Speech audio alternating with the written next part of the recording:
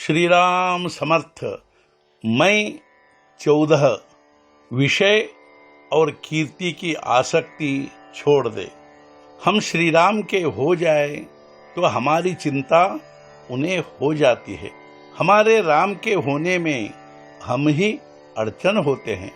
हम मूलतः विषय और सांसारिक बातों में रुचि रखते हैं। तब तो यह स्वाभाविक ही है कि एक विशेष बात में आसक्ति रखे तो दूसरे में विरक्ति हो। नौकरी के समय हम पत्नी बच्चों को छोड़कर काम पर जाते ही है या नहीं, तो फिर साधना करने के वक्त पत्नी बच्चे बाधा होते हैं, ऐसा बहाना क्यों करे।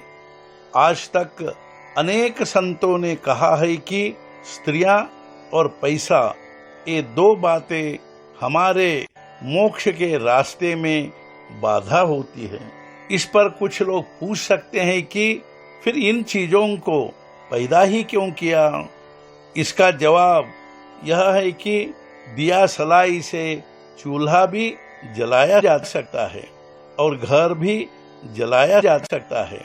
वस्तु का हम जैसा उपयोग करें वैसा होता है।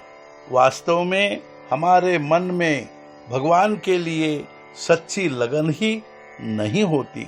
एक सज्जन ने मुझसे कहा, मुझे लगता है कि मैं यह गृहस्थी छोड़ दूं। मैंने उनसे कहा, केवल गृहस्थी का त्याग करने पर आपको वैराग्य कैसे प्राप्त होगा। वैराग्य भावना के लिए सदा विवेक की जरूरत होती है। आप अपना अहंकार छोड़ दे तो भी बहुत कुछ सफलता होगी। अच्छे कर्मों के कारण बाधा निर्माण नहीं होती, ऐसा थोड़े ही है। अपने बुरे कर्म किसी से कहने में हमें शर्म लगती है, लेकिन सत्कर्म हम अभिमान पूर्वक जो भी मिलता है उससे कहते हैं। हम कहते हैं कि पिछले जन्म में पाप किया था, अतः इस जन्म में दुख भोग रहे हैं, इसलिए अब अच्छे कर्म कर रहे हैं जिससे आगे के जन्म में सुख मिले।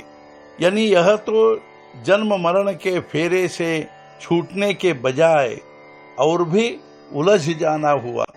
दुष्कर्म के कारण पश्चाताप हो तो एक बार क्यों न हो, भगवान की याद आएगी।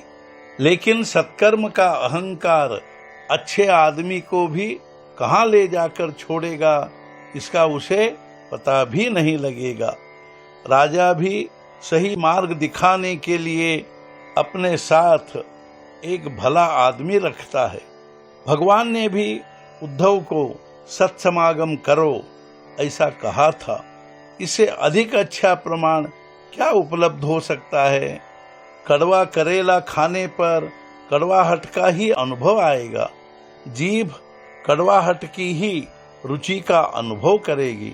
फिर जीवन विषयानुभव से मधुर अर्थात सफल या मोक्षदायी कैसे होगा।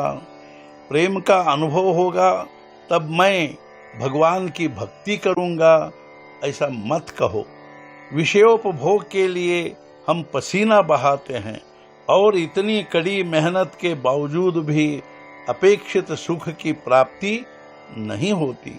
तो फिर भगवान का नामस्मरण न करते हुए प्रेम का अनुभव नहीं होता, यह कहना क्या निरा पागलपन नहीं है।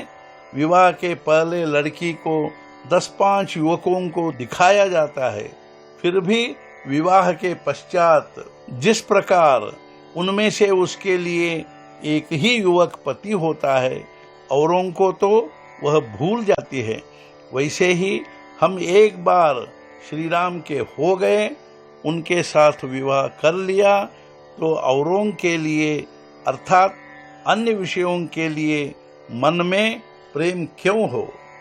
आज का मुख्य विचार, नामस्मरण की 2 प्रकार से आवश्यकता होती है। एक गृहस्थी का रूप जानने के लिए और दूसरा भगवान की प्राप्ति हो इसलिए।